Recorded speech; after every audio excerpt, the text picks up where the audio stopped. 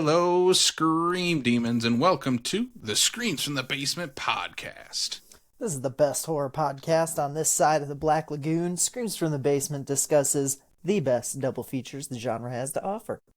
We also interview the industry's finest that make our screams become nightmares. I am one of your creepy co-hosts. I am Casey. And I'm Sam the Damned, and let's get screaming. Screaming in real life horror, because on this episode we are doing a double feature of two political horror films, because that's what we all want to talk about right now is politics, right, Sam? Well, the good news is that one of these films, despite having a politician as the lead character, has nothing to do with politics, has nothing to say, and ultimately there's not much to discuss. And the other one is wonderful. Shots fired at the Dead Zone. Whoa, no way, not the Dead Zone? Are you kidding me? No, we are talking about the final conflict, the Omen III and the Dead Zone, two of the very rare political horror films. I don't feel like this is a genre that's explored very often. Yeah, it's I like can't these think of two much and Chucky else. season 3, really, you know? Yeah, I can't think of much else that goes into. So, like, when we say political horror, we mean horror dealing directly with, like, politicians. Because, as we've said before, yes. like, all horror is political. Like, even... No, it's not. It's only elevated horror is, Sam. Even dumb popcorn shit, like the Purge movies, very political. And I say dumb popcorn shit, but I eat that franchise up, man. Yeah. So, yeah, I don't know. But yeah. Even A Nightmare on Elm Street Part 5. Sure. The Dream Child. Yeah. You know, and that's the thing. There's not a lot that deals with, like, actual politicians in horror. And maybe that's because, for whatever reason, up until recently, maybe, our society has kind of viewed politicians as, like, sacred, like, you don't mess with that because, well, A, it gets you put on a list, and B, like, it's politics, you know? I think, looking back, so both of these movies came out early 80s. Mm-hmm. And I feel like the early 80s were an interesting time because we were coming out of Vietnam, we're entering the Reagan era. Yeah. It's just a weird time where there's a lot of divide and a lot of movements going on. Yeah. In the United States, especially. And I feel like just film in general did talk a lot in this era through the 80s into the 90s with dealing with politicians as the lead characters in movies. We just in general, we don't get a whole lot of political politician type movies. No, not particularly. And I think nowadays people probably stray away from that because real life is scarier than what you could put in a movie. So yeah. We'll talk about it when we get to the Dead Zone. But there is one scene in the Dead Zone that this time around was so goddamn bone chilling that I've had severe anxiety since watching it. Yeah. Well, we're gonna talk about that one second. We're gonna go in release order. We're gonna start things off. God. With the Omen III, the final conflict from 1981, the first Omen film that we are talking on this podcast as a direct subject. I think the only other time we've brought up this series is to talk about the first Omen that came out last year. Which is incredible. It is incredible. It is for sure, if not the best, at least the second best Omen movie. It's probably the best, if I'm being honest. I like the first one a lot. I like the first one a lot too, but oh man. It's so good. It's incredible. Anyway.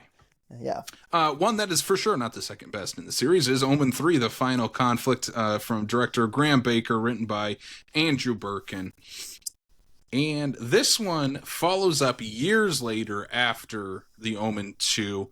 They're a little bit iffy on the timeline. So obviously Omen 1 is like Damien at like 3-4 years old, something like that.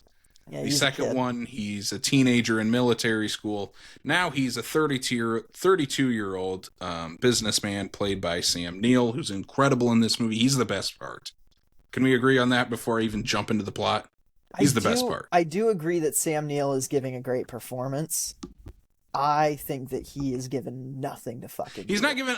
We'll get Like, into that. yeah, Let's yeah. get into the plot first, because then I have a very big thing I want to hit right away about this movie. Okay. So at just 32 years old, Damien Thorne has become one of the most powerful and influential people on the planet. But when the end times draw near, it's a race against time. Well, not really a race against time. This movie isn't a ticking clock movie at all. But he's trying to stop the Antichrist.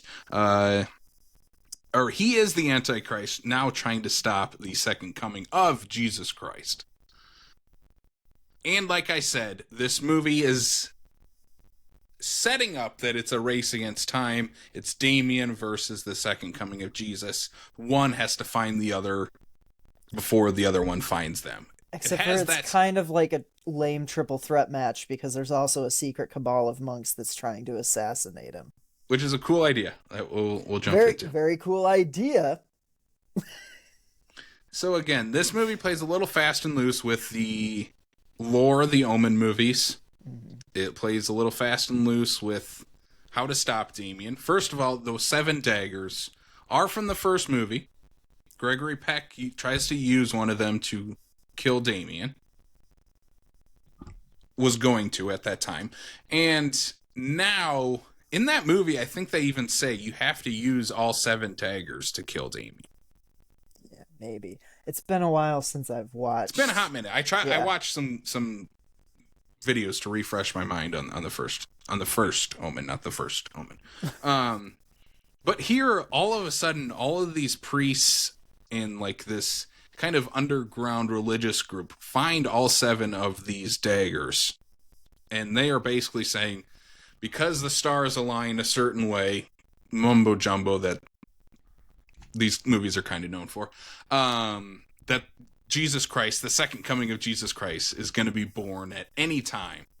And they need to make sure Damien doesn't reach this second coming before they can kill Damien, because they know that the end times are drawing near, because Damien has spent 7 years as the leader of the Thorn Corporation, and in the Bible it's basically the Antichrist took 7 years to rise to power or something like that. I don't.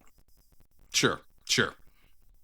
But he now leads this group, and then Damien wants to take over, much like his father did. And I think this is the most interesting connection between those first 2 movies, is that he takes on the role that his dad originally had in that original Omen movie, which I think is a cool idea. It's a cool idea that they don't really do anything with. Like, it's kind of there to be like, oh, it's the role that his dad had. And then we don't bring it up again for the rest of the movie. Yeah. This movie needed to focus its energy on a couple things. And I think one of those is Damien's political rise. I think it needed to focus on that more, because there are so many different things you can do with that. Because in the first movie, they don't even have a birth certificate for Damien. You could play into that he's running for some sort of political office in the United States, doesn't have a birth certificate, or has forged one or something like that. Mm-hmm. I also think Damien works best as a character when he doesn't know he's the devil. I agree with that. And he's far more interesting as a character when he isn't like just evil mastermind. And this movie does both of it, unfortunately. I think that's the biggest misstep this movie takes. I don't know about you, but for me it's the fact that Damien knows he's evil and has this like nefarious plan, but on the outside, but what does he's really... also playing good. Yeah, like he doesn't even really do anything in this movie until you get to the infanticide aspect of it. But even then, it's like he's doing it in self-defense because he knows that one of these babies is going to be the end of him. Like, you're seeing physically that he is being affected by the birth of Christ, the second coming of Christ. So, like, really, all he does in this movie is defend himself. Granted, he's defending himself against, like, what, 30 babies? But.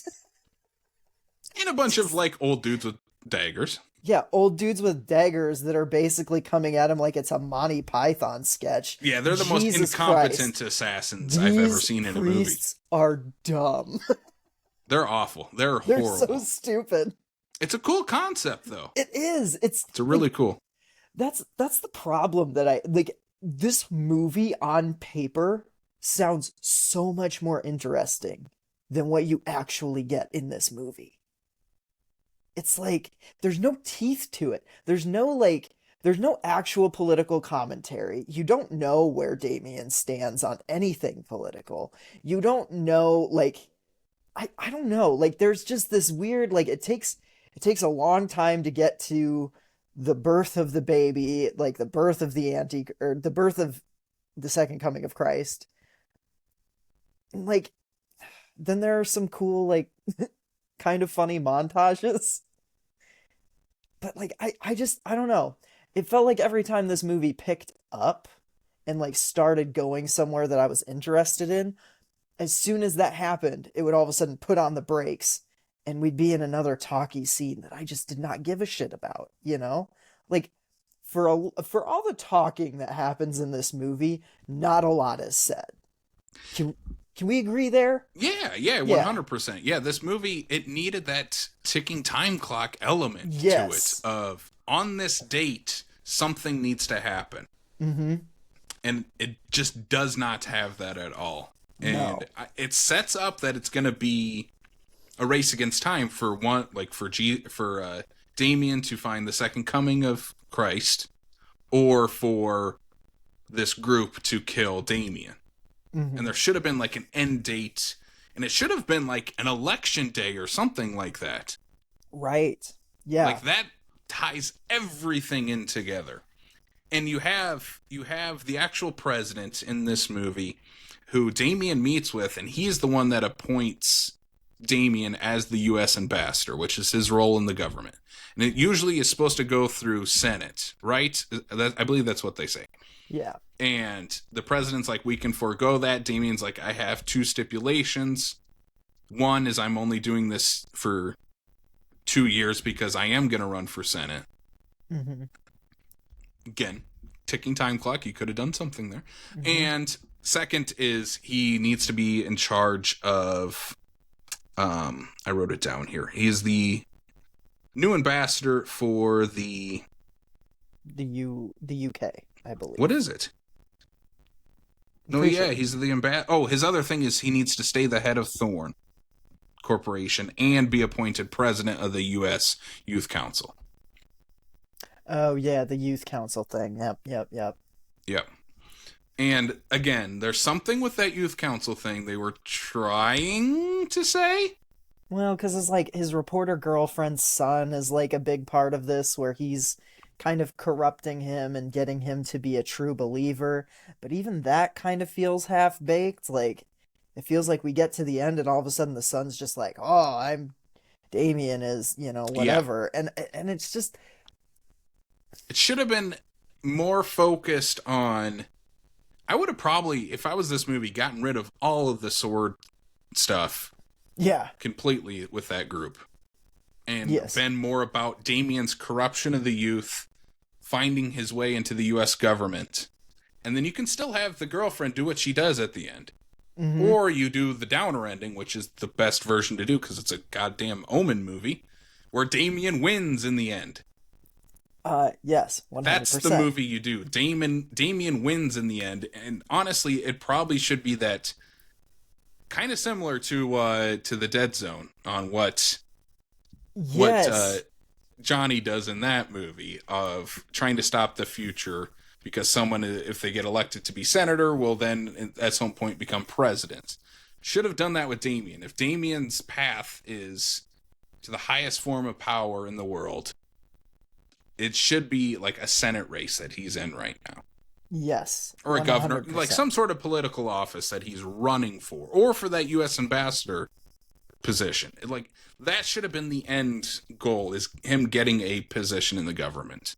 Because then it can snowball to, like, the devil's Yeah. world domination, pretty much. It feels like there are pieces like a political career, like the corruption of youth, like this cabal of monks that like if the movie had focused on any one of those or even just cut out one, like you said, I think I would recommend just cutting out the monks entirely because Because they're they're just useless. they're All of goofy them. and they don't do anything. And like jumping ahead to the end, I think it's hilarious that like I don't know if this is the movie's intention, but the girlfriend does all the work at the end. Yeah. She kills Damien, and then Jesus comes down and takes all the credit. Come on. We'll talk about. I like that scene just because I think They it should looks no. it looks should. really cool. You know what it could have benefited from? A Rawhead Rex ending. It had to be a woman. Yeah, I mean, again, these movies kind of have a similar problem, except there's not a Damien isn't wearing a giant rubber monster suit. Yeah. I think that's the thing. If Damien was a giant rubber monster, this movie is at least a star better. You know? Yeah. Okay, so let's talk about these assassins. So these assassins are here, and I want to talk about them and their death scenes. Because they're really fun. The bridge sequence is my favorite. I love They're really fun. So there's one right at the beginning. It's with the current U.S. ambassador. And he sees Damien's, like, hellhound, basically. And it, like, convinces him, manipulates him, however those hellhound powers work, that he needs to kill himself because Damien needs to have that position in the government. Yeah. And so he goes back to his office, basically sets up, like, this booby trap that he's going to have his head blown off, basically. Yeah. When someone opens the door, all these reporters open the door. That's what happens. It's a cool effect. Blood splatter, like, on the U.S. emblem. Yep. Like, it looks cool. It's disturbing. It's like, it's kind of what you go to an Omen movie for. Yeah. It's one a good of those, setup, too. Yeah, it's one of those moments where, like, at this point, you know, like, I was a little already not on board with the monks because you gotta get introduced to them and it just, I don't know, it felt a little flat. This scene was like, I was like, oh shit, we're going somewhere. Yeah. And then it just kind of kept like doing that. But this scene in particular, the death of the previous ambassador, top shelf. Good stuff. Yeah. And then we get the first assassin who tries to go after Damien. It's when Damien's on the BBC, he's doing an interview with his soon-to-be girlfriend. It's so funny. I found this scene hilarious. It's so funny. So he's like, the assassin's like up in the rafters. Damien's number 2 basically is like, Damien, watch out! And the guy like falls over the edge. He doesn't jump. Like, I don't know like, was he gonna like use like a wire to come down? Yeah, I jump. Like, what was his plan, Sam? I think that's what it was. He was just gonna jump down with the stake and be like, ah. That's a long jump. Well, yeah, I know. I don't get it. I don't get it at all. Because it's a terrible assassination plan. He's using a blade, so I'm like, you have to actually be in close proximity to him. Yeah. You're high up in the rafters. This is a suicide mission, essentially. Yeah, this was never gonna happen. He wasn't gonna go through with it. It was never gonna work. No, but his foot gets like tangled up in like rigging. Yeah. And he goes through a plate glass window on set. And then gets like wrapped in like a bunch of plastic. Yeah. And then like he gets lit on fire. Oh God, yeah. So he's just like swinging, like burning, melting plastic all over. That guy is not dead. That guy's not dead. But like he has melted plastic on his skin forever. Oh, yeah, 100%. It's like that to me is one of the funniest scenes in the whole thing. Like I laughed hysterically at that. It's really funny. Another one is the one you mentioned, the bridge. The bridge scene is so funny. It comes right after this horribly boring scene where Damien is out on a fox hunt. Yep. The most British thing I've ever seen. It's so dumb. It's so long. It is Yeah. incredibly long, and it's very pointless. And it's basically to set up that Damien's on this hunt. He gets separated from everyone else on it, and he ends up on this bridge, and two of the assassins basically block off any entrance to and from the bridge from Damien. And one of them gets attacked by all the dogs. They're not Yeah. even the hellhounds, they're just the hunting dogs. There's a great shot though of him like standing with all the dogs around him, and it's actually one of the few shots that I'm like, oh, this is ominous. Like this is legitimately, this is where Sam Neill, I feel like he's Damien, you know? And then the other one is that the horse bucks a guy off the bridge. Off the bridge. And I looked this up. It is one of the biggest stunts anyone has ever done on a bridge.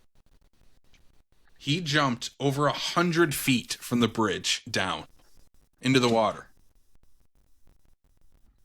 Insane stunt. Is he still with us? He is still alive. He's like, I am never doing that again. Holy shit, yeah, I bet. 100 feet no off way, the bridge. Man. That is insane. That is insane. Yeah. And I mean, these movies in a way have a little bit of like that Final Destination to them, like a bit of the ominous. Damien never kills anyone in any of these movies.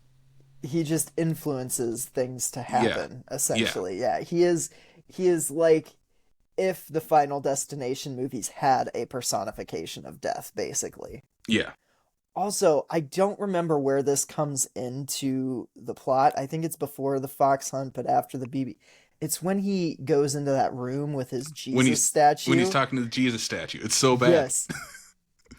Oh my god, it's bad, but like, it's so queer. Like, him caressing Jesus's biceps as he's talking to him. I'm like, needs more of that energy. Needs more of that energy. Like there's a I don't know. There's a weird sexual tension between Damien and Jesus in that scene. That's the thing again, where I mentioned where they can't decide if they want to be evil Damien or kind of oblivious to his evil ways, Damien. And that one is just like, he is straight up delivering a bad guy monologue to the Jesus statue. While giving him a sensual massage. If you're going to do that the whole movie. Yes. I could have done 10 more Jesus monologue massages. Yeah, and then let him be creepy to other people then. Yeah. He is in one scene. There's a sex scene in this that made me feel real icky. Real icky. I was like, oh, no, I don't like that. Yeah, that was an SA scene. Yep, it was. Yep. And it was not great. It was didn't feel like it was necessary. Didn't affect the characters at all. Okay, so when that happened, it's Damien and the reporter end up together. They end up having a night together. He ends up essaying her. Yeah, like it starts consensual and then gets very non, and it's very like, not. Ooh. I thought, I was like, okay, well, here's the twist ending of this one. She's gonna be pregnant. Oh yeah, that's not a thing. It's so pointless. And it doesn't change their character dynamic. No, like, she still is like, thing. He's a good guy. He's dead. Like, yeah, it's just like, it's just a weird thing to be in there if you're not going to use it to actually like say something or change the dynamic between the two. Like that's when she realizes like, oh my God, you know, I still feel icky about like if that were to be the case, but at least it would have had some other point in the movie as opposed to just purpose. Yeah, as opposed to just being kind of vile for the sake of being vile. I was like, I don't need that in the movie. Yeah. You know? And again, it's like, is Damien evil? Obviously he is. He's the Antichrist, but they play him as like he doesn't know he's evil sometimes. I don't know. Yeah. It's so weird. It's hard to explain too. Well, that's the thing. Like people, I've read online, people think Sam Neill was miscast in this movie, and I don't necessarily think that's true. I actually do think that Sam Neill is the best part of this movie. I think he's giving a very good performance. I think the way they have written Damien and the way this movie is just structured in general does him no favors. It doesn't feel menacing because, like you said, there's not a ticking clock in this. There's no real sense of stakes or urgency. Like we're told that he's killed almost 30 babies at one point, but like we only see like 4 infant deaths in the whole And thing. they're pretty funny. And they're like kind of funny, like exactly. Especially the one that's supposed to hit, like his assistant's baby, who the mom kills with the iron. Like that should be like a oh no moment. And I was just like, are you fucking kidding me? Like, They don't even show it. they don't show it. And then like the effect. I don't know if that baby's dead or not. Well, and when he like comes home, like I think it's implied because he like looks in and he's like horrified, and then she comes up with him behind the iron and she hits him in the face, and like he's got huge burns on his face from like a 2-second hit, and it's just it plays so goofy and awkward, and the staging of it is weird. Like there's no tension in that sequence, and that should be the moment that you are like, oh my god, what's gonna happen to that baby, and then oh my god, what's going to happen to this guy once he comes home and finds his baby? But there's no tension in it because of the way it's filmed, because of the way it's blocked, it's staged. Like, it just. I want to talk about that guy for a second. Yeah. So Dean is this guy's name, who is Damien's number 2, basically. He knows Damien is the Antichrist. Yes. He knows everything about Damien. Yes. But he is also married and has a child. We don't know this until we need to in the movie. Yeah. And basically, he's hiding from Damien that the son was born on the day that the Antichrist came. or Yeah. that the second Or coming that the is. second coming Christ came. Yeah, yeah. And he is hiding that from Damien. So, like, that should be like a change of character type of thing, right? Should be. It's not. He remains exactly the same, loyal to Damien, except he doesn't want to kill his kid. Yeah. And it's like, why? What? Fucking. It's dumb. It's just, so underwritten. It's so underwritten. They didn't know what they wanted to write into that. I think that's the frustrating thing is like the characters in this movie never respond to anything that happens in this movie. Like the only time you get a reaction from anyone is one very short scene with what's his name? The assistant? Dean, with Dean's wife, where she finds the papers and finds out that he's been helping Damien commit mass infanticide. That's like the second scene we've seen this woman in. Yes, and she freaks out and they have this big confrontation, and the next time you see her, she's under Damien's influence, killing her own baby. What? They need to explain how that works, too. Yes, they do. Going back to when the second coming is born, he holds almost like this Sermon on the Mount type speech, which is super cool. Like, yeah. What did they say? Where they're like all in the quarry. Yeah. And there's over 450 extras. I wrote that down. Yeah. Incredible. It looks cool. It looks like the Sermon on the Mount. That is another scene. That's another like peak in this movie. Like the peaks and valleys. Like that's one of the peaks. I loved that scene.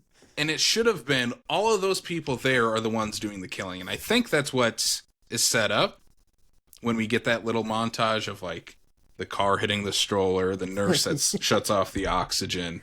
Yeah. There's one where like a priest. The one where the baby carriage rolls out into the street is the 2 kids that had the soccer ball from the quarry speech. Like it pans over to them and they were the ones that like threw the soccer ball at the mom's face to make her lose the carriage.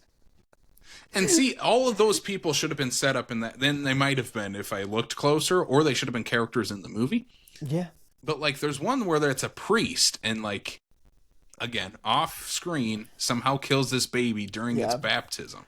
Which, like, I get you don't want to show a baby dying, like, in your movie, but, like, the reactions to people seeing these dead babies is really muted. Yeah.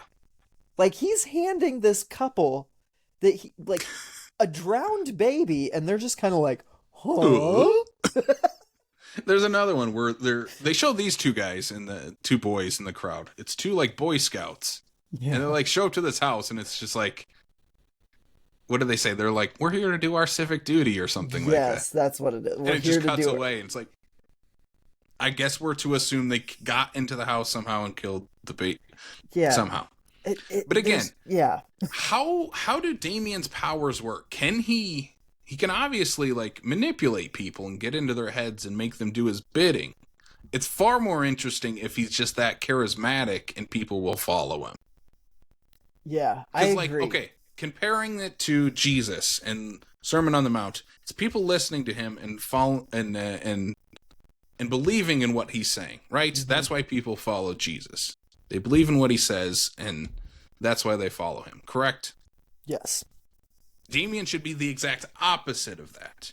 He does the same, influences people, says things, and because of what he says, they do it. Not because of some magical power where he gets into their mind and they do something. It should Yeah. be through his words. Yeah, it feels a little toothless to have it just be like, "Oh, it's mind control," Yeah. which is kind of how the movie presents it. And I think it's way more interesting for him to actually be preying on like the evil impulses of humanity as opposed to just this idea that like he's got the supernatural ability to sway people. Like it just Because if he has that supernatural ability, he could just use it on Dean yeah. to have Dean kill his son. Yeah. And Dean's already clearly like loyal to him. Yeah. So it seems weird that the wife, who was very adamantly against him working with Damien and against this infanticide, is the one that kills the baby and the husband's the one that's horrified. Like, what? What? Like, this movie is so goddamn frustrating. It is. It is. There's a great movie in here. It's not here. It's just not here. Yeah. Okay, we get to the last act. There's only one of the priests left. He is maybe the most incompetent of all of them because he stabs the reporter's son. Oh my god, yeah. And oh, Like Damien uses this kid, the reporter's son, his girlfriend's son, as like a human shield, which I think is cool because it's like, oh, even he's gonna betray his followers even. oh yeah. I just hate that it's this pointless priest who is so incompetent he stabs a child. And it's really stagey. Like it's just it doesn't feel natural at No. all. It feels very much like a okay, I'm going to put the kid here and then you stab, like it you can see the blocking in the scene and it breaks the illusion. Like it does not Yeah. feel like a natural moment.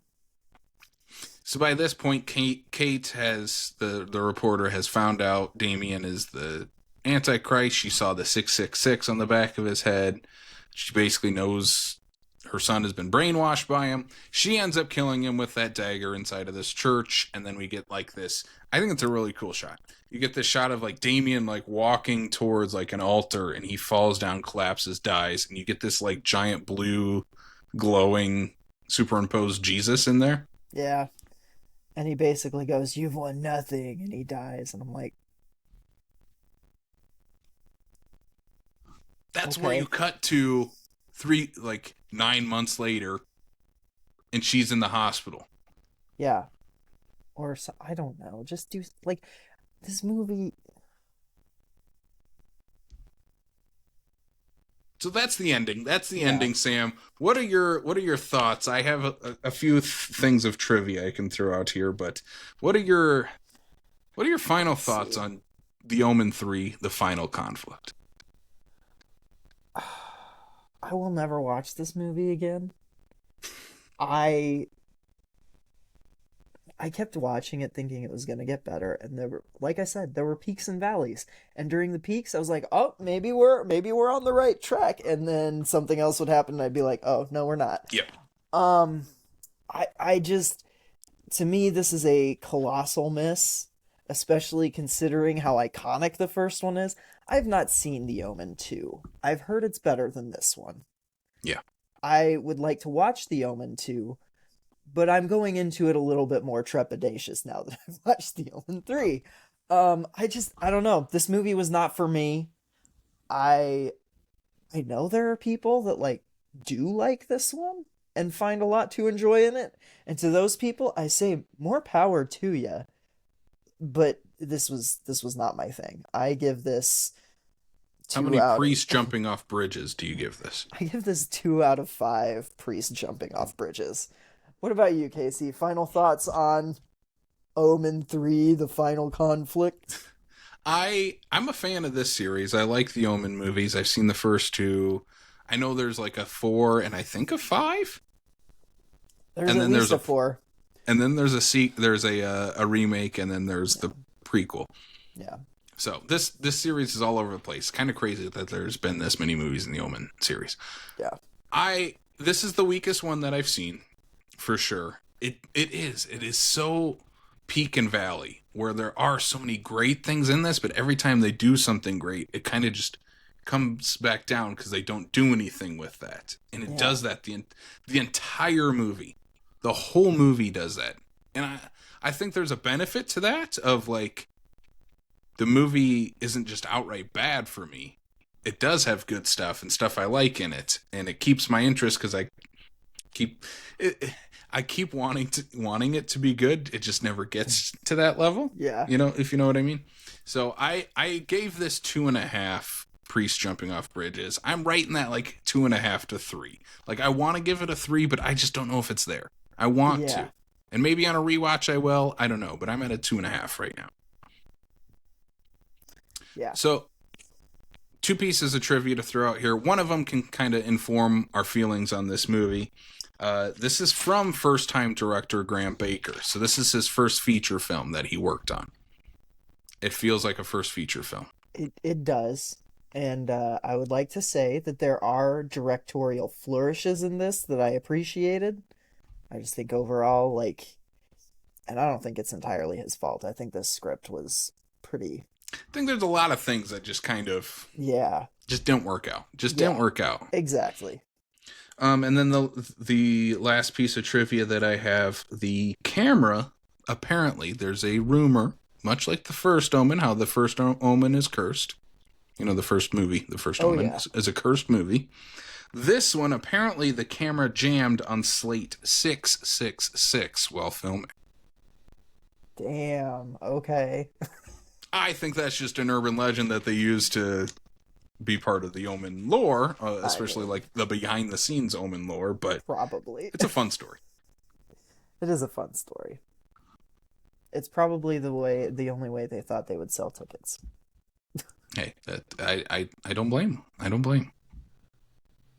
All right, Sam, before we get to our next movie, let's hear from our friends at Fangoria. Fangoria, for over 40 years, has been the leading source for all things horror. The famed magazine is back with a vengeance every quarter with new in-depth discussions on the best contemporary horror, sci-fi, and macabre. You can use our affiliate link to save 20% on your annual subscription to the magazine, back issues, and the latest Fango merch. I'm going to show off here, not even in Doobie Doing. You got yours too. Yeah. Our David Lynch cover of the subscriber exclusive cover to the Fangoria magazine. The rest are hitting newsstands, I believe, right now to Yeah, get the and regular I believe version. it's a Sinners cover, which Yes, it does is. look really fucking cool. I will say, I don't know if you read anything from this I one yet? haven't even opened it yet. No. I opened it Saturday morning. I woke up and it was just on my nightstand and I picked it up. I read this thing cover to cover in one sitting, which is the first time I've done that in a Fango in a long time. This is a fantastic issue.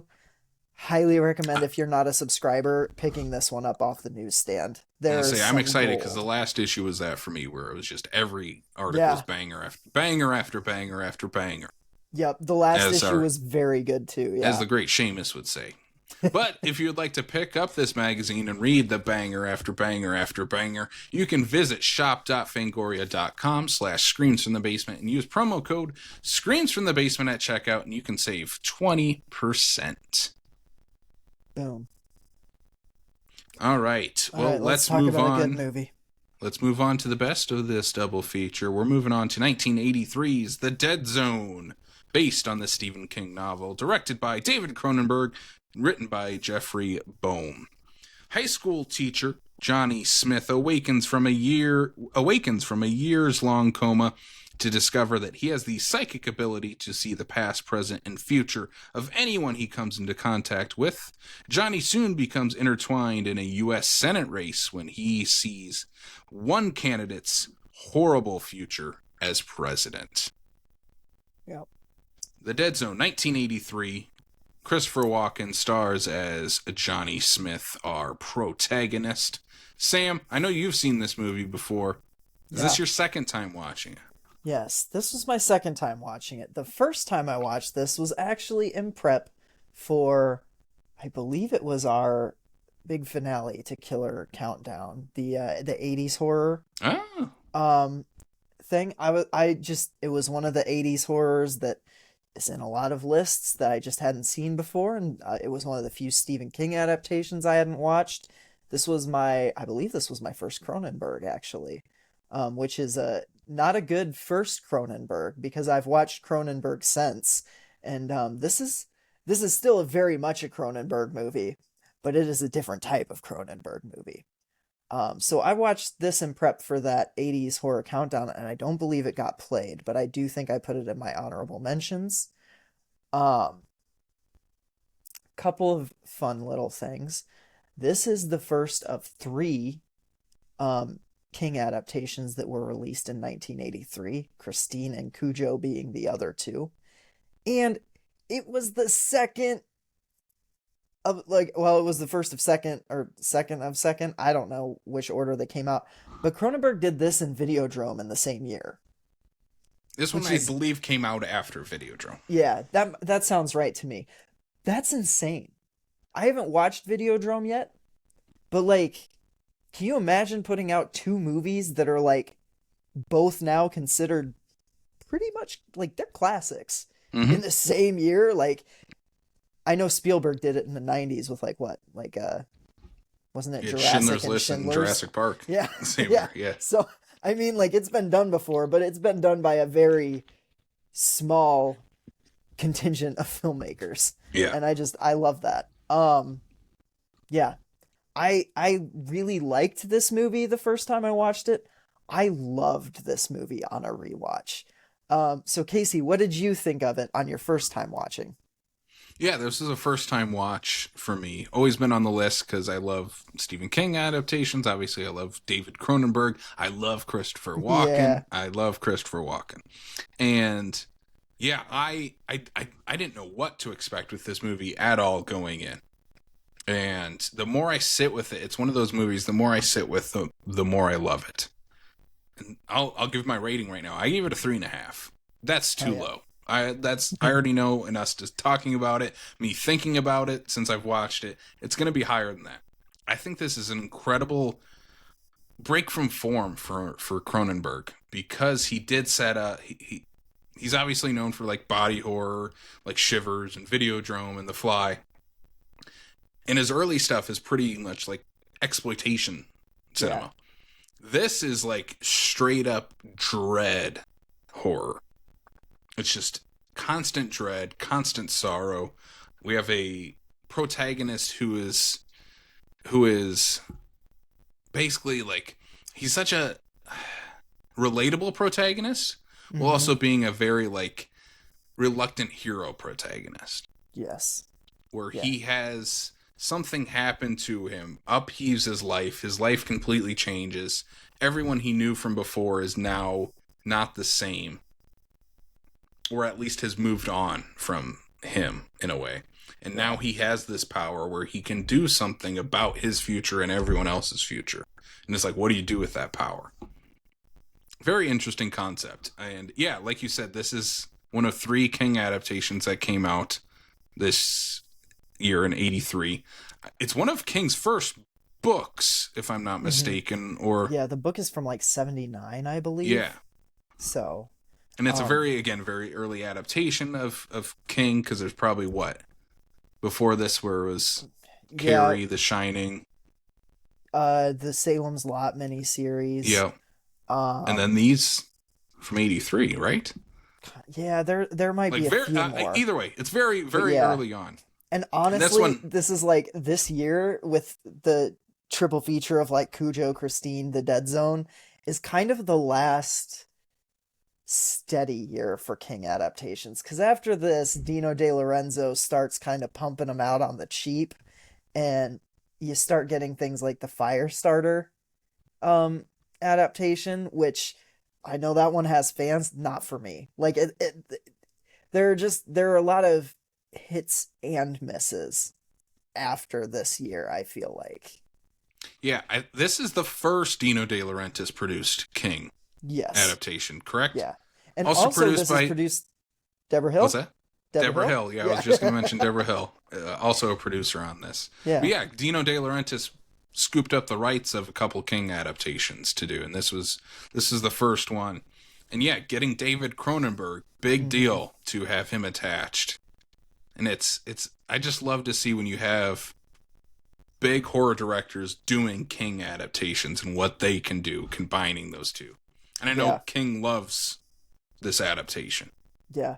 Well, I mean, I have not read the novel, but to my knowledge, this is one of the more faithful adaptations. Like it changes what it needs to make it cinematic and cuts out like a lot of the, because this movie is very episodic.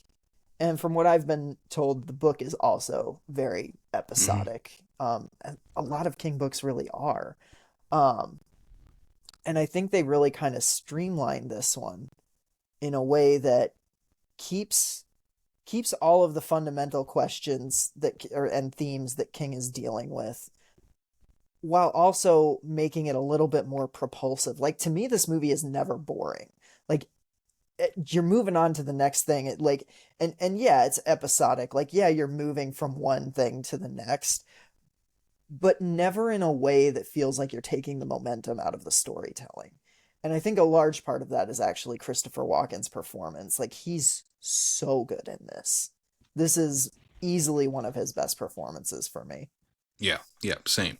So the movie opens with Christopher Walken, who's an English teacher, and he's narrating The Raven. I love Yeah, this. the It's best way like to open a movie, right? quote the Raven, nevermore. Yeah. He's doing the full I want a full version of Walken narrating The Raven. Yeah. He his homework to his students is go read The Legend of Sleepy Hollow. It's about an English teacher that gets tortured by by a headless ghoul. You'll love it. You'll love it. You know what's crazy? Obviously, you know this. He would go on to play that The headless headless ghoul. horseman. Yeah. Yeah. Fantastic. So he's dating his girlfriend at the time. I believe they're engaged to be Yep. married, and Yep. he's like, "I'm gonna marry you someday." Like it's that type of relationship. And he does the gentlemanly thing of not going in her house after being invited in. I think it's more because he has a headache, not that he's morally objected to it. Mm, I like to believe he is. He's No, like, I'm gonna wait. he got it. Tonight's not the night. No, he just had a headache from the roller coaster. Didn't feel like, working up a sweat. I don't blame him. I don't blame him. I would Yeah. be sick as a dog if I was on that roller coaster. The what's her name? God dang it. I can never remember the character names, but it's Brooke Adams who plays Mm-hmm. the love interest, Sarah. who Sarah, yeah. Who 5 years prior was the female lead in Invasion of the Body Snatchers. Yeah. I don't know why she's not in more, because like God, when she pops up in things from this era, I love it. Like she's so good. And she has great chemistry with Christopher Walken. Like they who I like without getting into the ending too much, like I feel like the ending of this one is very much mirroring the ending The of The Fly. Fly. Yeah. Yeah. And like both of these movies hit so hard in the final moments. And if I had a nickel every time David Cronenberg ended a movie with a woman crying over her deceased love interest, I'd have two nickels at this point. And I don't know if there are more nickels to be had, but I kind of love that it's happened twice. Like I love a sad ending. And It's been like a weird couple of months, obviously. Like we've got a lot of things to be excited for, but I've been a lot in my head and in my feels and in my anxiety lately. And when that happens, I gravitate towards sad movies. The ending of this movie was so cathartic. Like I just needed this. I needed a movie to just make me feel like utter shit, to bring me to the edge of tears. And like I felt so much better after this movie, weirdly enough. There's one thing that, for me, Christopher Walken is kind of an underrated romantic lead. I agree. Yeah? Yeah. Because I've always thought John Candy for me is always he's another person where I think he's a super underrated romantic lead who can do all the stuff, but like is really good at the romance part of Yep. it and playing a believable romantic lead. I think Walken has that similar ability where he is even more so than Jeff Goldblum. I love Jeff Goldblum and I love The Fly. I think the love story in this works better than The Fly, even. I don't know if I'd say better, but I think they're on the same level. Okay. But I think Walken's weirdness is more relatable and more everyman Oh, I agree with that entirely. than Jeff Goldblum's Yeah. weirdness. Yeah. Yeah. He feels Christopher like on an Walken. island on his own, where Walken can be like, he's kind of that strange uncle that likes to bust a move on the dance floor and just Yeah. have fun. Yeah. Walken's weird is a little bit more approachable than Goldblum. Like Goldblum has a bit of a like he's He's a from little another planet. unpredictable and you're kind of like I don't know what this guy's deal is. Yeah. So Johnny Smith, who is like the most boring character name ever, which is on purpose. Cronenberg wanted to change that name apparently because he's like, I would never write a movie that has a character named Johnny Smith. Yep. Apparently in the book there's even like references to it, like being a name that sounds fake, Yeah, which I love. Yeah. and I think that works perfect for what his character is. He's supposed to be everyman person. Yep. Like Yep. that's who he's supposed to be, and he ends up in a coma after crashing into this like giant milk truck. I just love that it was a milk truck. I think that's hilarious. I don't know Yeah. why. I think it's funny. And he goes into a coma. His girlfriend ends up remarrying And having after kids. and having a kid. He's been in a coma for half a decade at this point. He um, awakens from his coma and basically has this premonition of a fire happening, Yeah. and that's how he wakes up. Yeah. And it's like the nurse that's like checking Helping on him. him, like She's through giving him a sponge touch. bath. Yeah, Yeah, through touch he can see things relating to people's futures, and yeah, saves her daughter from because he basically says like you have to go home to your daughter now, like your house is on fire. Um, yeah, and there's when this great scene where it goes from like him laying in the bed, and it like quick cuts over to him looking at like this little dollhouse burning, and you see a little girl in the corner, and it keeps like cutting back to him in the hospital and cutting back to him in the room, and you just see like he's like soaking wet almost, yeah, and it's a great effect. I think you were about to say it. Like he has so Christopher Walken has this like flame retardant like liquid that they put on you if you're near a fire for a movie, and like it started to like sweat off of him, and it yeah. like gave this like glistening sweating effect, and it just looks incredible. It makes that scene incredibly visceral because of Yeah. that. I read that too, and I love that. And when Walken's having all these visions, he like has these like quick knee jerk reactions to whenever like has a jolt of a vision. Yeah. Did you read up on how they How got that? It's pretty insane what they it's did to. so insane, yes. They would never do this on a movie now. Nope. And it's basically they're filming Walken during these scenes. Cronenberg has a loaded gun right next to the camera and fires Loaded it with off blanks at least. with blank. But, Yeah, but still, he has a loaded gun, fires it off into the air to get Walken reacting to a gun going off 3 feet from his face. I read Insane. that before I watched the movie this time, like while I was doing research prior to like putting it on, and all I could think of in those scenes was like Cronenberg right off camera, just going like ah, ah. Probably laughing Insane. every time he's doing it Oh, too. probably. Cronenberg seems like he has a sick sense of humor. Yeah. Oh, So yeah, that's where he wakes up and realizes he's been in a coma for this long. His next premonition is that he has these flashbacks to the doctor that's been helping him in his hmm recovery, and the doctor was a Polish doctor who got separated from his mother during the war, and basically tells the doctor she's still alive. yep. And yeah, the doctor ends up calling, like finding this woman, calling, realizing it's his mother.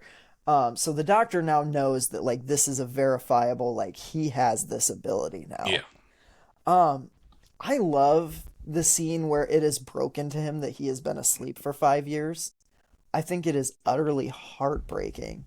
I think his parents being the people that greet him and like the mom's reaction to Sarah's name when he asks about her is such a human response. Like it's not a right response because I mean, he's been in a coma for 5 years. She could care about him very much but still have to move on with her life. I think that Sarah is just as sympathetic a character as Johnny is. Um but I love that the mother's reaction is like, she left you. We don't talk about her anymore. Like just this anger that like this woman gave up on her son. And I think that's like, that's just, I don't know, that's just such a uniquely human thing. I appreciate that the movie, it doesn't dive into it too deep. I just appreciate that it's there. I think it's a really interesting angle to take. yeah. It doesn't really dive into his relationship with his parents too much, Yeah, but the I wonder if the context is book there. does, like it that might feel like something that's more in the book because King has a lot of like internal monologue stuff especially too. So, yeah. Yeah, and even in the towards this, second half of the movie here, I mean, he has a strong relationship with his dad, Yeah, yeah. and you can just tell. But it's not a like plot point in the movie. No, it's just It's kind just of there. another it's just like it's just it makes the world and the characters feel a little bit more rich.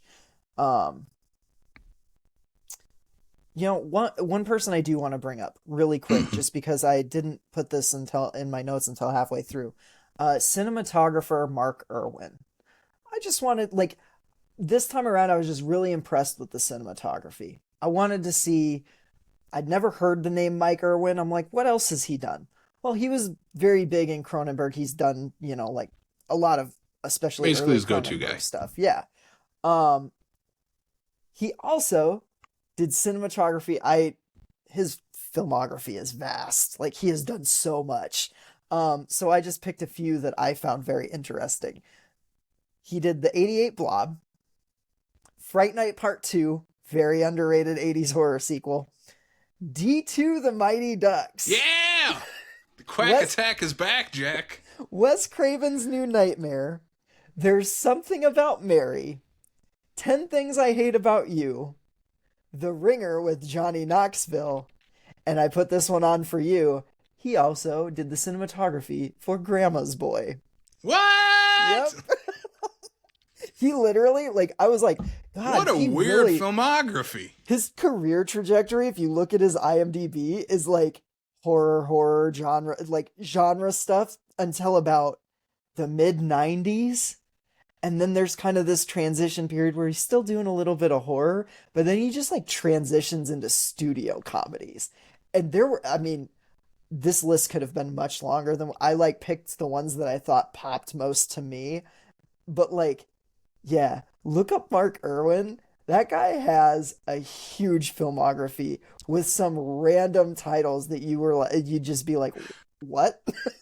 That reminds me, like Dean Cundy's filmography is very Yes. similar to that, where it is a lot of like horror, and then it's also in like studio movies and weird like low Yeah. budget movies. Like, what is going on? Yeah, like he's worked with the Farrelly brothers a ton in their like later work. And I'm just like, God, how do you go from Cronenberg to the Farrelly brothers? Like that's such a weird thing, you know? To shooting Grandma's Boy. Yeah, right? Like, it's just nuts. So yeah. Insane.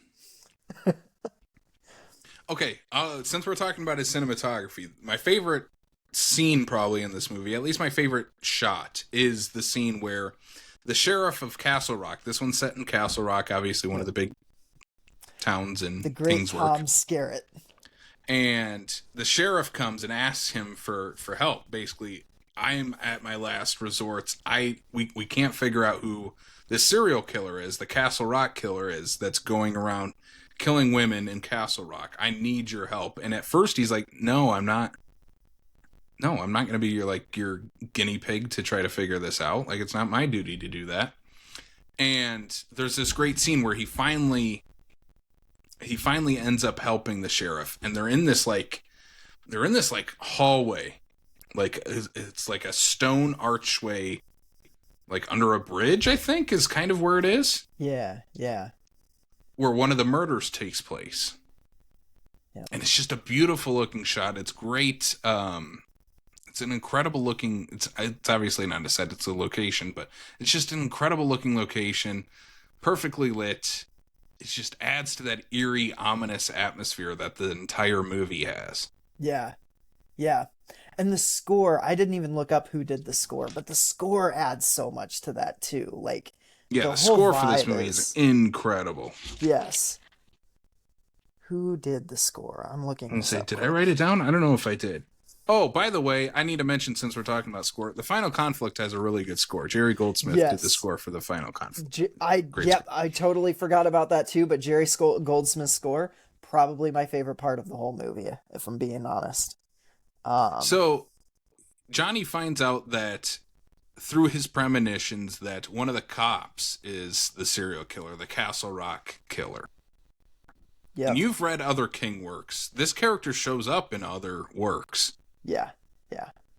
There's one direct connection with him to another movie that came out that same year, Cujo, where kids in Castle Rock believe that the Castle Rock killer, when he died, his body inhabited Cujo, and that's why Cujo's evil.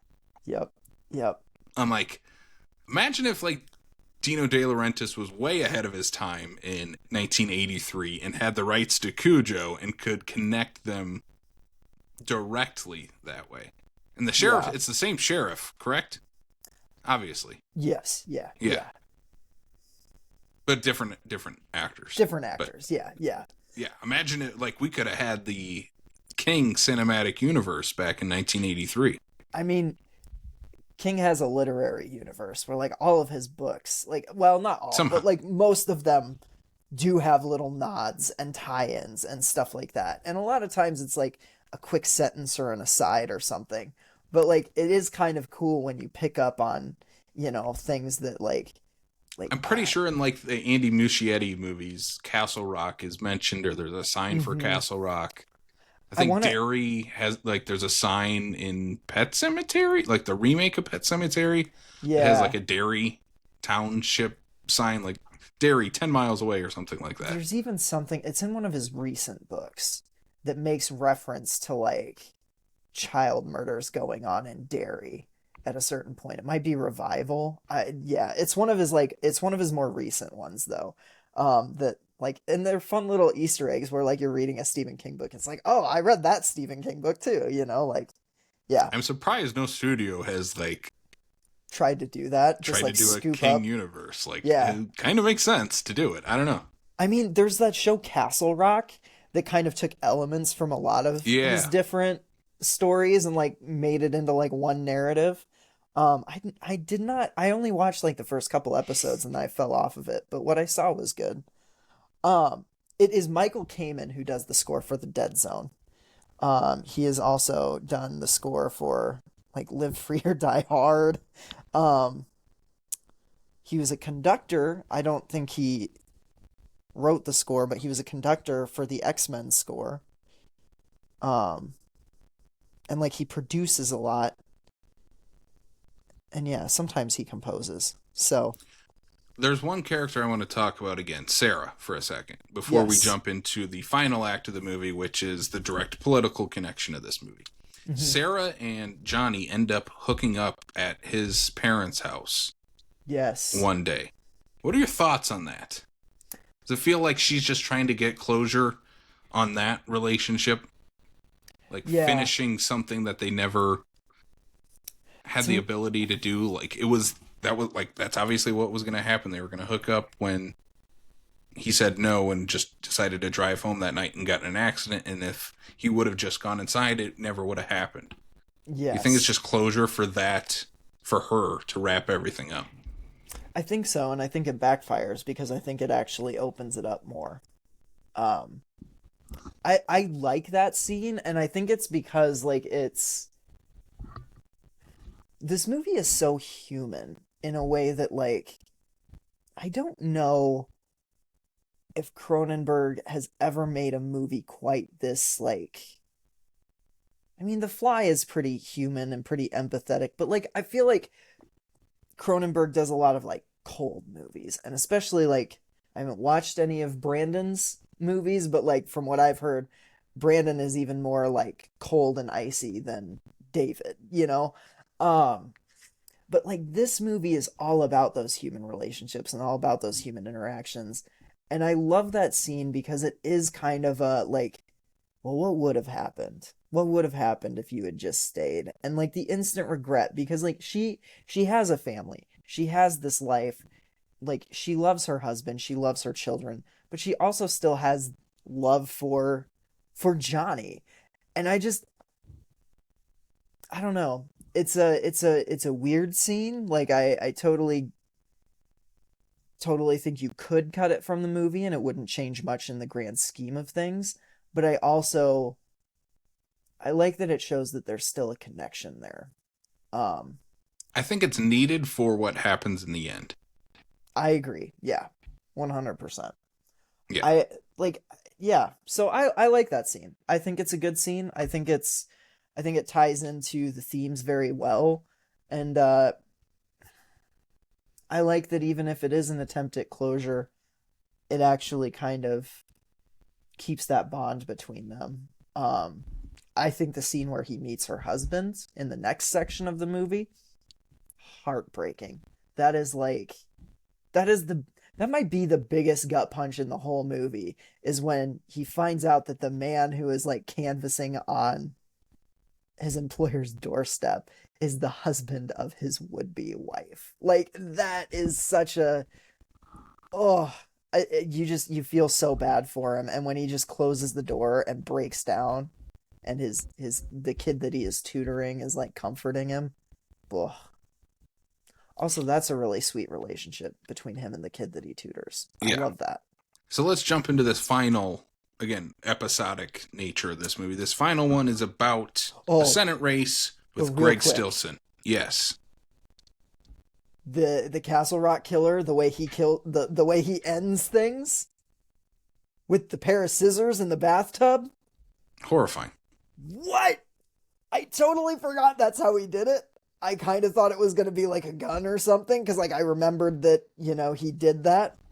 Totally forgot that it was the scissors in the bathtub, and the minute he picks those up, I was like, "Oh no, not this again." That is one of the most visceral scenes in this whole movie. It gets me every time. And they don't show it, but you feel it. It is oh, And then you see the aftermath. yeah. Yeah. Oh, it's grisly. So Uh, anyways, yes, back to Greg Stilson. Greg Stilson, who is running for Senate, played by Martin Sheen. the great Martin Sheen, who Hamming it up. has a knack for playing political characters. Yep. I mean, he just looks like a politician, and He he does. looks like that type of politician too. Like he's he's the most over the top aspect of this entire movie. I don't But think he's like, over the top. well, Oh, of the movie, yes, but like yeah. you know what type of politician he's playing. Well, unfortunately, we're living under the type of I politician would say he's that playing type of now. politician's the president right now. But Yeah, he is playing, yeah, basically this smooth talking jackass politician it's who is all just ego, all all ego, ego. doing this all for himself, has followers, including Sarah and her husband, who are canvassing for him and have fallen under like hey, this is our guy type of thing. Yeah. This is the type of politician that Sam Neill should have been playing in the Yes. final conflict. Yeah. And yeah, Walken he's gone into hiding. This is like a year later, a year two later in the Yep. future from when he last was with Sarah. Yep. And he's now tutoring this young boy, and they develop a really nice relationship. So much so that at one point, um, Johnny has another premonition about what is going to happen to this young boy's hockey team. Yep. Delivering my favorite line delivery of the movie. The ice is gonna break. Like, Yep. it's incredible. I have heard that line before I had ever seen this movie. I don't know why it sticks out. It's Is it just it's the passion in which he says yeah? it. Like he is like, You the gotta ice listen to me. The ice gonna is break. gonna break. Yeah. Like, oh, it's so good. And it's just,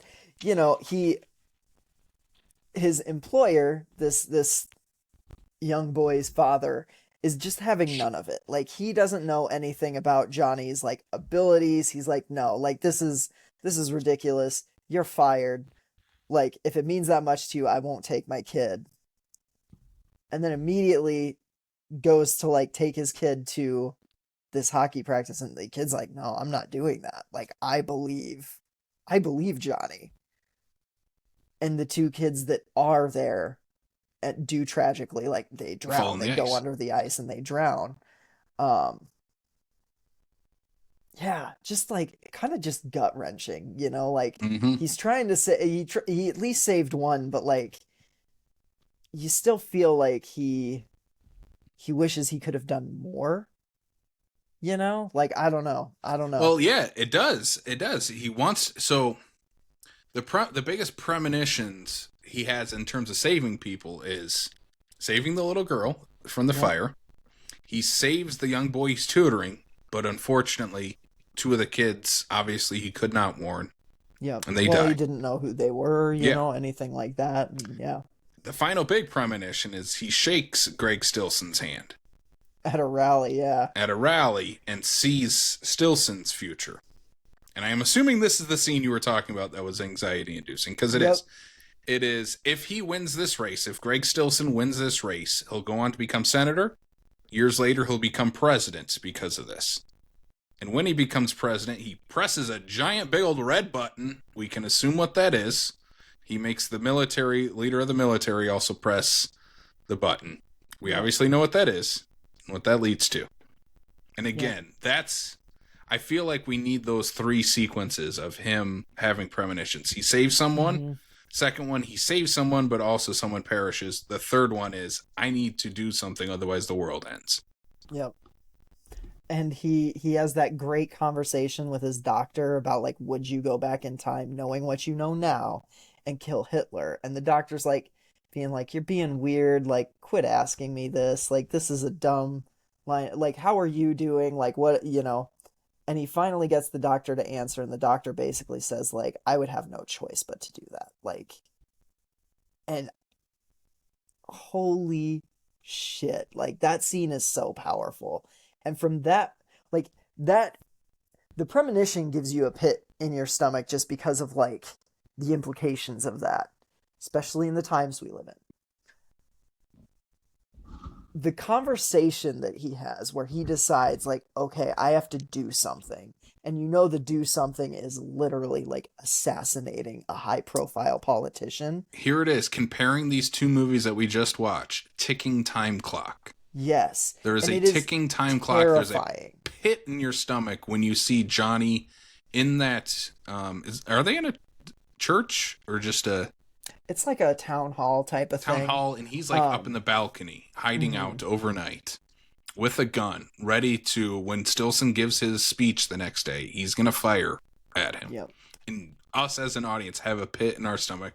We're in Johnny's shoes at that point, because he doesn't want to do this either. No. Well, and he knows no one is going to understand. He knows that it's a suicide mission. He knows that like the narrative coming out of this is going to be that he is crazy and he killed someone in cold blood. Like he knows this. He sends the letter to Sarah, and Walken's voiceover of the letter is so good. It made me tear up this time around. Um, and like then you get there and they like there's already tension, and then Sarah and her fucking baby get invited up onto that stage, and you're like, no, I had forgotten. Like, I knew generally how this ended. I had forgotten the little details, the things like Sarah was up on stage with her baby during this. The fact that Johnny misses Stilson and does not actually kill him. Like, in my head, it's been close to 5 years since I watched this. He kills Stilson and then gets killed. And that's not how this goes. Not at Like, all. So he's up there and he's ready to take the shot, and Sarah notices him, yep. yells And his name, it distracts him and he misses the shot. misses the shot. Security starts to rush in. You have Stilson grabs her baby Yeah. and uses her baby as a human shield. Yep. And it gets snapped by a reporter, by a photographer in the court or in the town hall or whatever. Um and And yeah. Johnny ends up getting shot by Stilson's security. Yep. Falls off the balcony. Incredible looking shot. Yep. Yep. And falls down and has this big emotional scene with him and Sarah where he's... But not before Stilson tries to get answers out of him, and he gets a new premonition from touching his hand. Oh, yeah.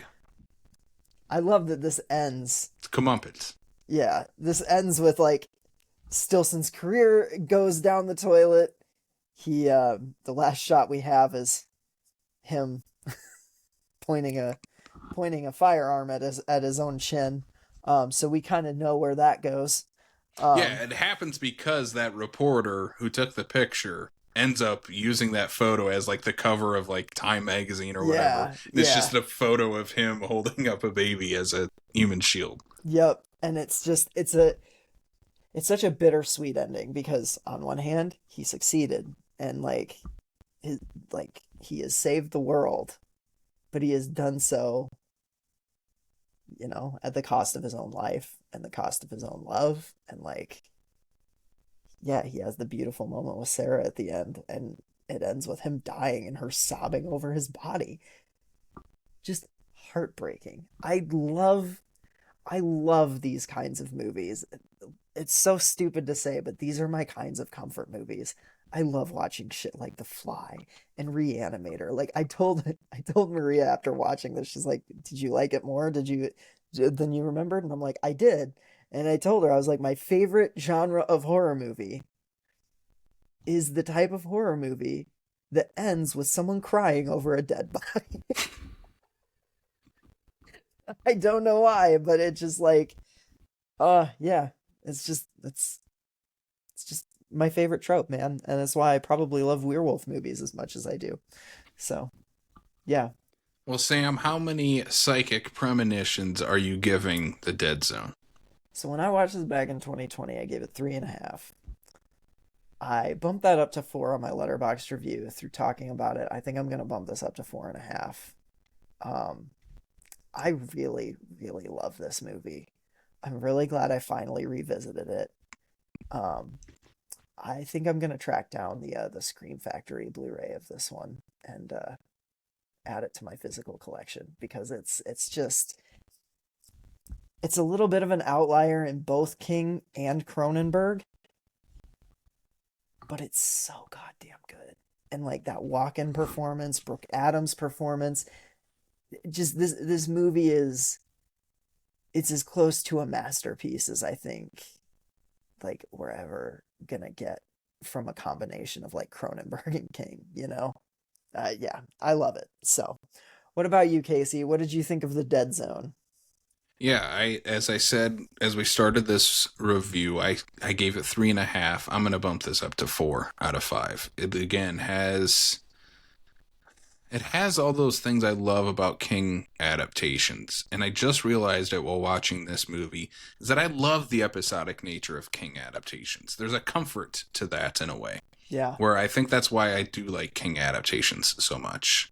At least a majority of them had that episodic nature to them, and this one has that, and it has a perfect through line, and not in terms of a plot through line where something happens at the beginning of the movie that needs to be resolved at the end. It's a character through line. It's Johnny and Sarah's relationship that is the through line of them being together, having that taken away, reuniting, going their separate ways, and then coming back together at the end of his life. And it has that character through line throughout the entire movie. You have some great performances. Walken's incredible. Sheen is incredible. Brooke Adams is incredible. So many great performances in this. Greg Stillson is one of the most underrated King villains of all time. I think he's incredible. King even wrote a piece, I don't know if you've ever read it, where he compares Greg Stillson to a real-life politician in the world today that he does not like very much, and it's basically how fiction became reality.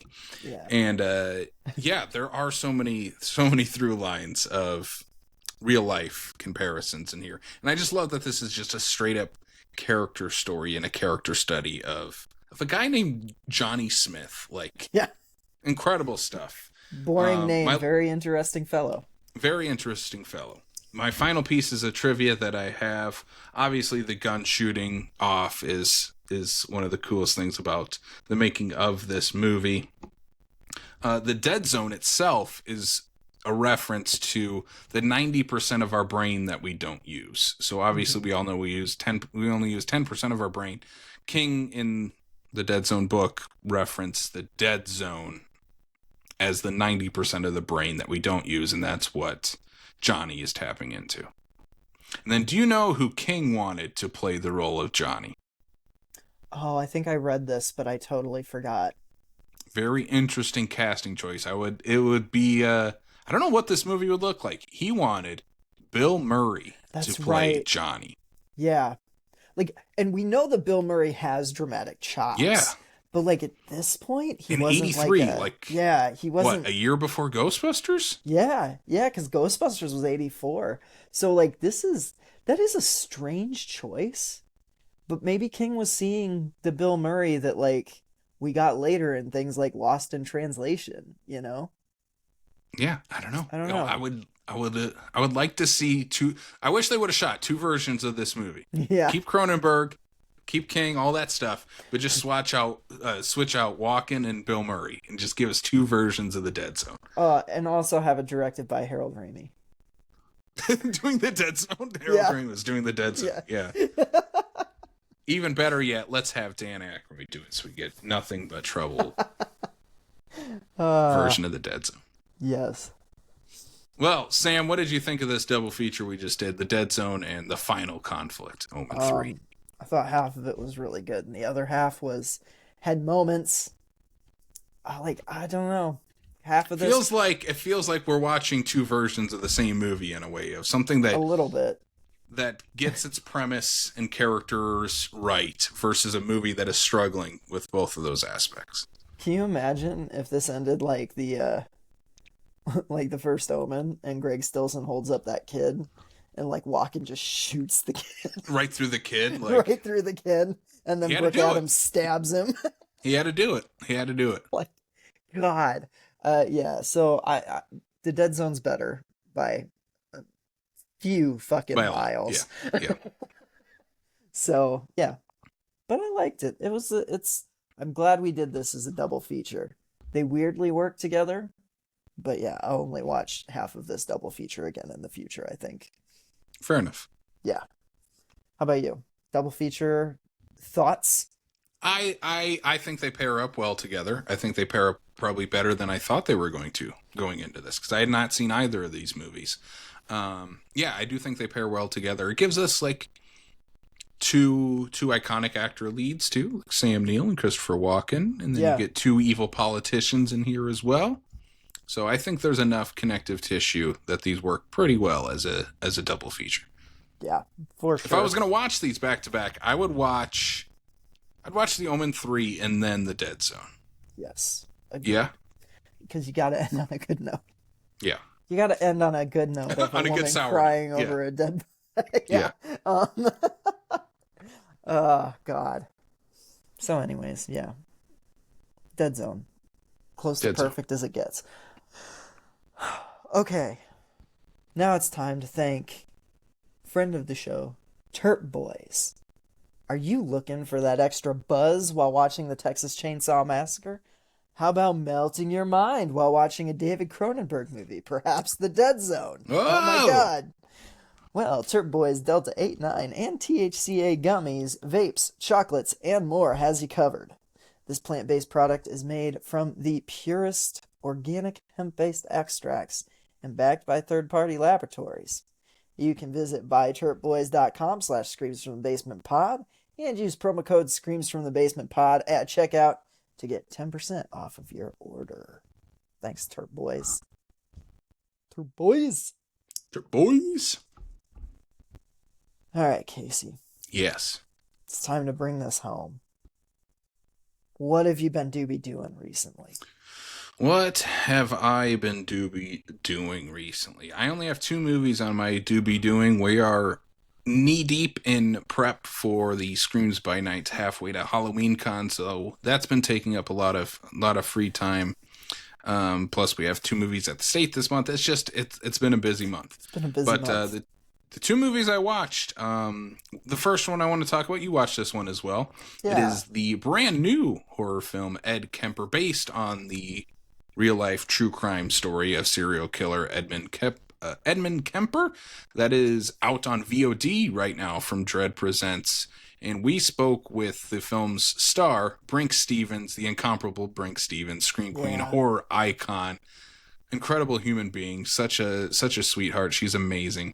And yeah, we had a chance to talk to her about the film Ed Kemper, where she plays Sally Hallett, the final victim of Ed Kemper. I liked this movie a lot. I did too. And you and I kind of texted back and forth while we were watching it. It's very different. Yeah. It's a very different true crime movie. Yeah, it's not exactly like Zodiac. No, it's not. Yeah, it's not Zodiac, but it also doesn't feel exploitative like some, like Dahmer. Dahmer felt exploitative to me, the TV show Dahmer. Yeah. Oh, yeah. This one, it takes creative liberties while also being very true to the story. Yeah. If that makes sense. Like, the creative liberties come in terms of the cinematic storytelling of this movie, where it almost plays some of these scenes like a joke, but also that's kind of how this guy was in a way. Yeah, Like there's a very iconic story of Ed Kemper, who he picked up this hitchhiking girl and was going to attack her, but locked her in the car and he didn't have the keys. So she just locked herself in the car and she unlocks the door and lets him in. Yeah. And that's played like a comedy scene in this movie. But it works because that's, in a way, what happened, because this guy's an incompetent buffoon. Yeah, it's like, it's a dark comedy, if that. Like, and I hesitate to even call it a dark comedy because it's not like haha funny. It's like there are just odd things in it, but those odd things are also things that happened in real life. Yeah. So it's very warped, like a warped sense of humor type movie. It's not laughing at things that are happening, but it's got a warped sensibility about them. Yeah. It's a little, I don't know. It's got a weird energy to it. It's worth a watch. Worth a watch. Great special effects in the movie from Joe Castro, and it's Brink Stevens is amazing as always. And our interview with Brink Stevens is out right now. Yeah. And then the second movie that I watched is a little in prep for our Screams by Night con. Yeah. It's a movie I've never seen this before, but I watched the TV show religiously. It is Billy and Mandy's Big Boogie Adventure, based on the Cartoon Network show The Grim Adventures of Billy and Mandy, which was one of my favorite Cartoon Network shows growing up. I loved whenever I could watch Billy and Mandy on Cartoon Network. You and I are obviously from the same age range, where it was Billy and Mandy and Courage the Cowardly Dog and Codename Kids Next Door and Ed, Ed and Eddie. Yep. Dexter's Laboratory, like the Danny heyday of. Phantom. Was that? Danny Phantom. That was Nickelodeon. Oh, well, yeah. But yeah. Yeah, you were doing Cartoon Network. I I was get doing what you're Cartoon doing. Network. But Yeah, like yeah. spooky cartoons were a big thing. I mean, we had Mm-hmm. What's New Scooby Doo? Like I said, Courage. Danny Mm-hmm. Phantom was on. What did Disney have? Disney had one. Yeah, what did Disney have? I don't remember. I don't know. It wasn't as much of a. I watched a little of Disney, but I was Disney had a definitely lot of the more. live action stuff, but Yeah. um, this is their basically the series finale is this movie. It's their big like straight to video movie. That's kind of how Cartoon Network in a way did it for a while. Yeah, because they Was did Ed and doing Eddie's Big Picture Show. yeah. Yeah, Regular show had a TV movie, that's right. straight to video movie as their series finale. This one has it, and it's Billy and Mandy's Big Boogie Adventure. I watched it because Aurelio Voltaire, our guest at the Screams by Night Con, does the opening song for this movie. Yep. Which, if you find a version of it on YouTube, it will not have that song in it. And it's just silent through the opening credits. So I like paused it, went and watched the song, and then came back to it. Nice. Yeah, I love Billy and Mandy. If you're a fan of the Grim Adventures of Billy and Mandy, this is going to be something right up your alley. If you've never watched it before, watching the Billy and Mandy movie is not going to do anything for you. Yeah. The one character I forgot about, because I haven't watched Billy and Mandy in a while, is Irwin. Do you remember Irwin? Like the nerdy kid with the glasses? Vaguely. Dogs like this! Oh, yeah. He's so annoying, and I forgot how much he was in Billy and Mandy, where he's like Yeah. always around. Billy and Mandy was one of those that, like, I like the concept. I did not watch it as much as the others because I did find some of it annoying, and I think that's probably where that character comes in. Yeah. Like, Yeah. I love Grimm, where he has, like, this almost Jamaican accent of playing the Grim Reaper. Yeah. Billy is just an idiot, and Mandy plays that Cartoon Network type character. She's almost like Dexter and Yeah. Buttercup put together. Yeah. Just kind of abrasive and Yeah. Yeah. So, yeah, Cool. that was all I watched. I watched those two movies. Rad. Yeah. Sam, what about you? What have you been doing? You have quite the list. I do. So I watched the new movie that just dropped on Shudder, Bloody Axe Wound. This has been on VOD since since the end of last year or so. I had not heard of it until it popped up on Shudder. It's written and directed by the guy who did Uncle Peckerhead. Cannot remember. I think I watched that one while we were still doing Slash Lot, and I like that one a lot. It had a punk rock sensibility. Like, Casey, you should watch Uncle Peckerhead. You should watch Uncle Peckerhead before or possibly instead of Bloody Axe Wound. I still recommend Bloody Axe Wound to people who like meta slashers, because it's basically about this teenage girl whose dad is a serial killer slasher played by Billy Burke from the Twilight movies under very heavy prosthetics, so you can't even really tell it's Billy Burke. And it's about her like wanting to take over the mantle from her dad, who is getting old. He is not resurrecting from the grave as easy as he used to. And so she like starts stalking these teenagers, and she falls in love with one of them. It's a very cute queer love story. And that's the best part about the movie, is like the two female leads. They're very believable. They have a really nice relationship.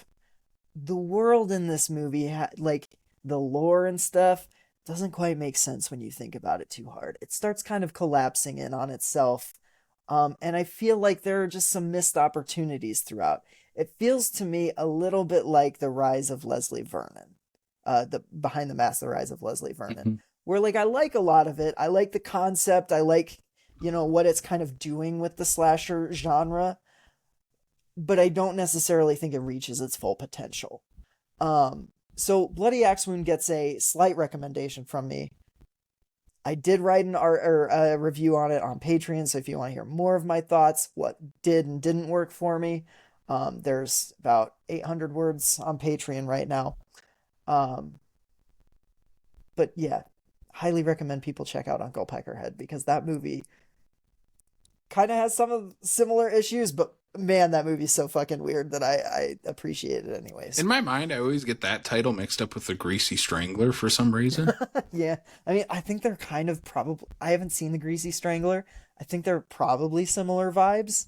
Maybe we need to do a double feature. Maybe. Let us know out there. Do we Yeah. need to watch The Greasy Strangler and Uncle Peckerhead? Because that just sounds like a fun double feature to It me. does sound like a fun double feature. Um, you know how much I love shark movies, right?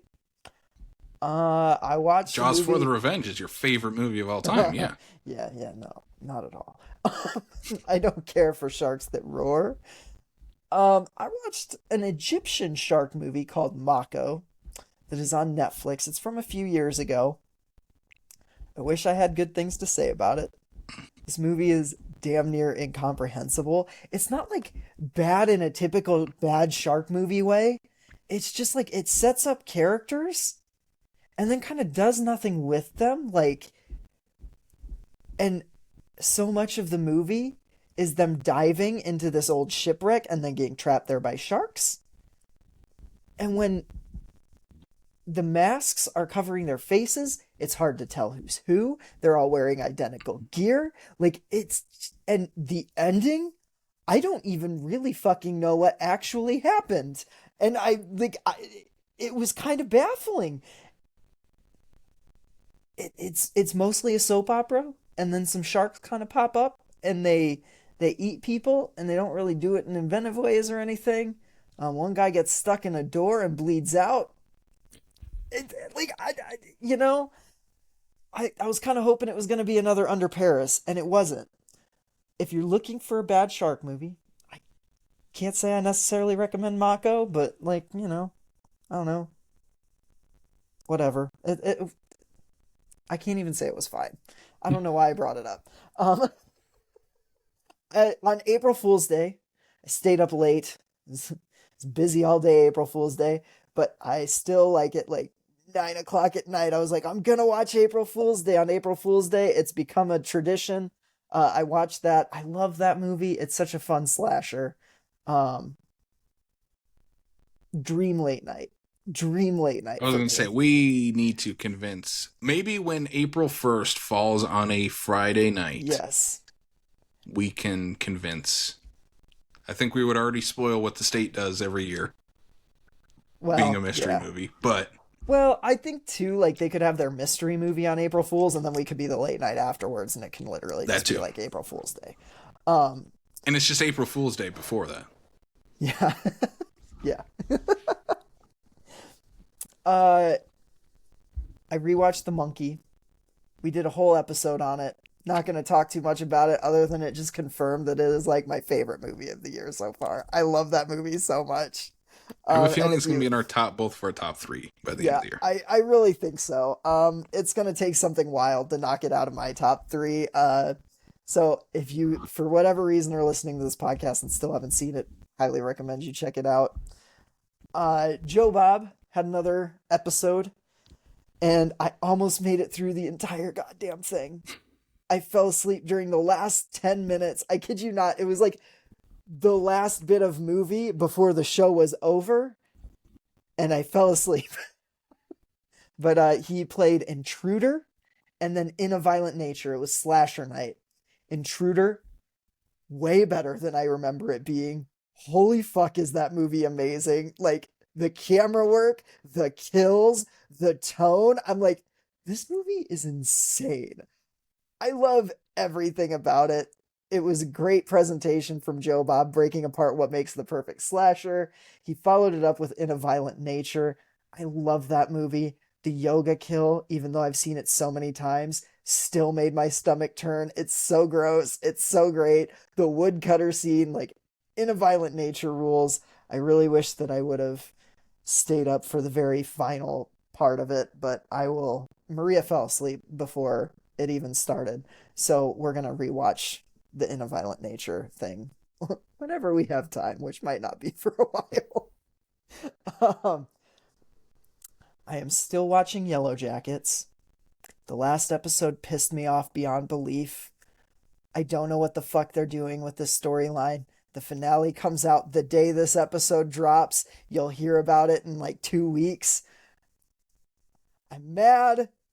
I'm feeling kind of the same way that I was during the season 2 finale. I'm like, why are we doing this? What are we doing?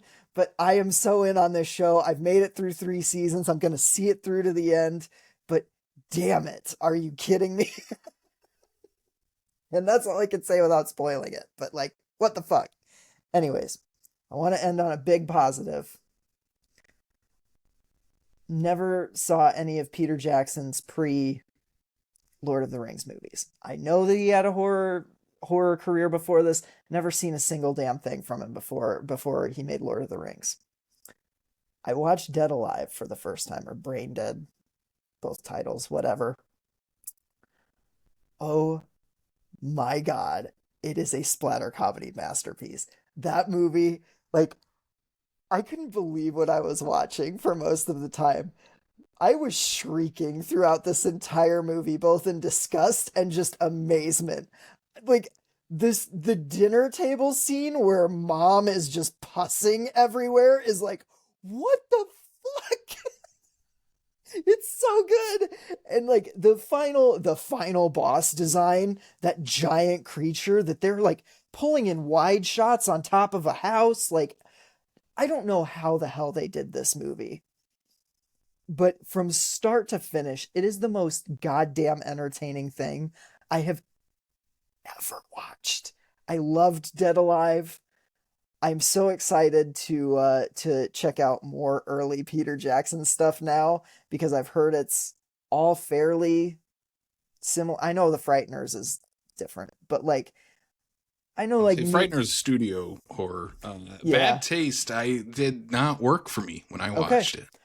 I'm very curious now. Like I am filling in some Peter Jackson gaps this year. That's my goal in 2025 is to fill in some Peter Jackson gaps because man, Dead Alive worked for me like just insane. Insane.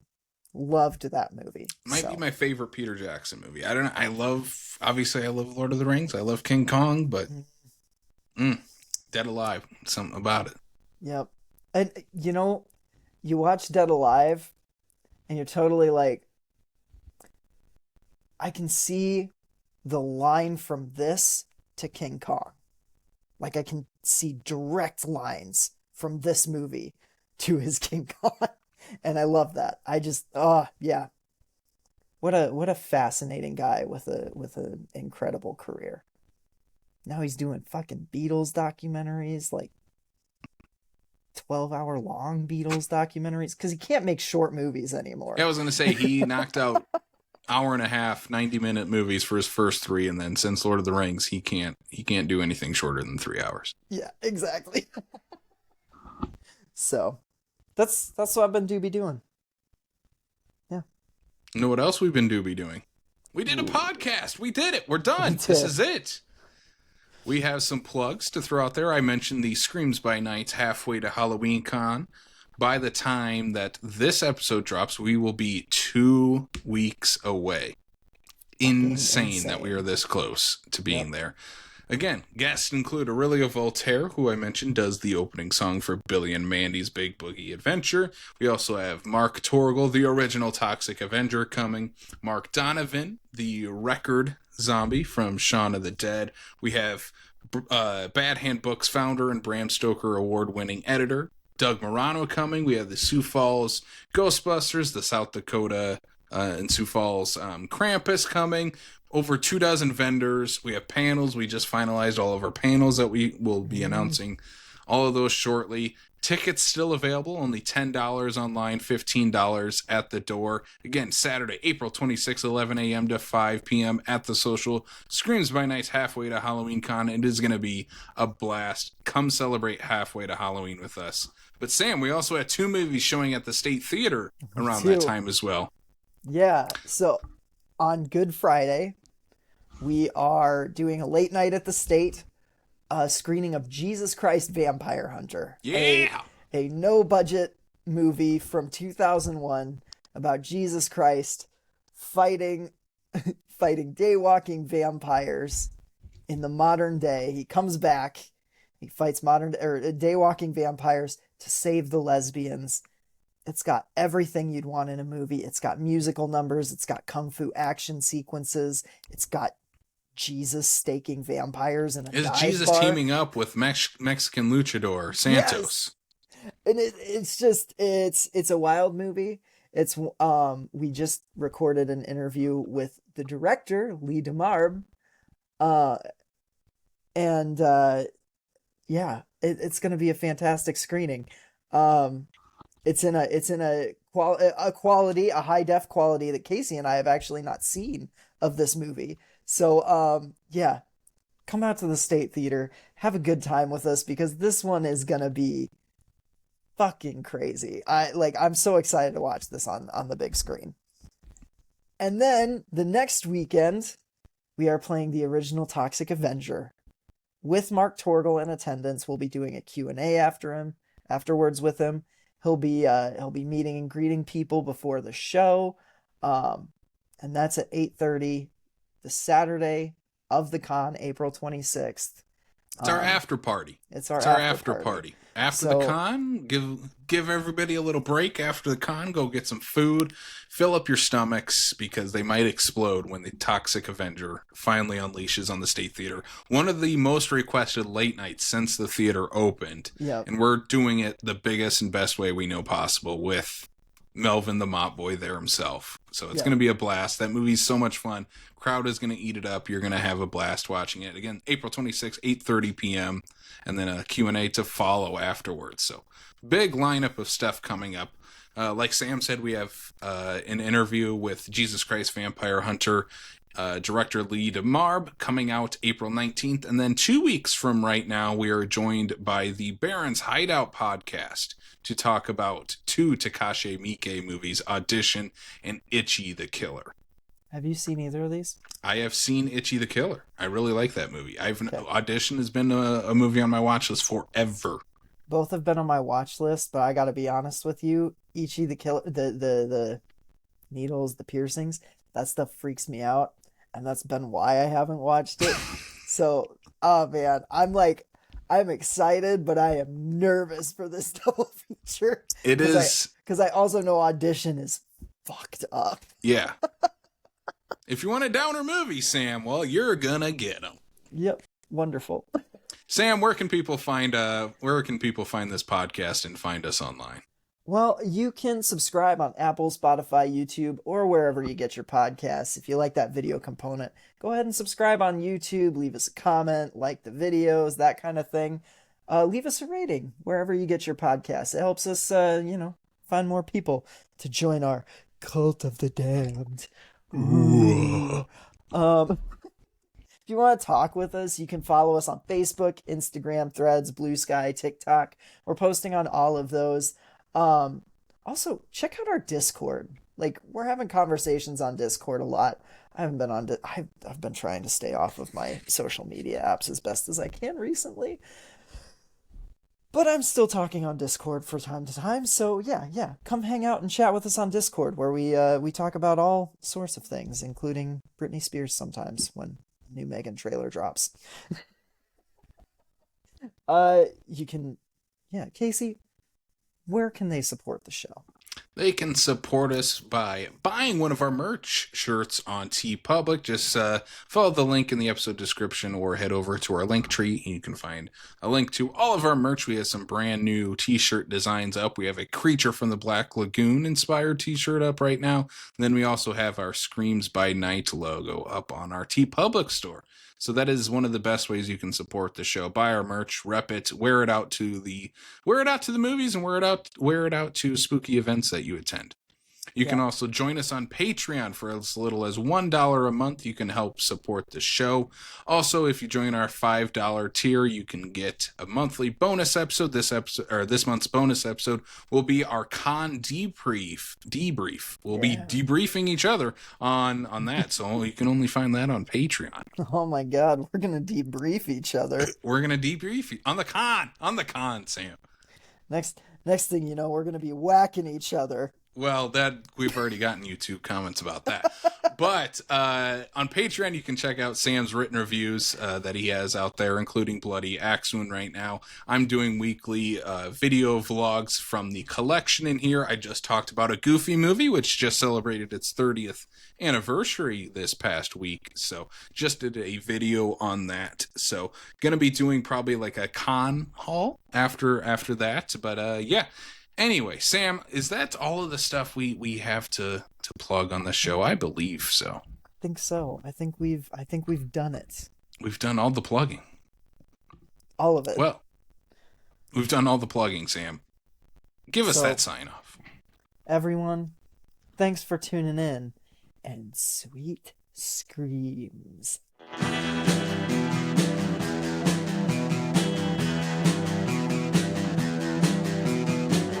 You're listening to the Prescribed Films Podcast Network, home to hundreds of hours of free podcast entertainment.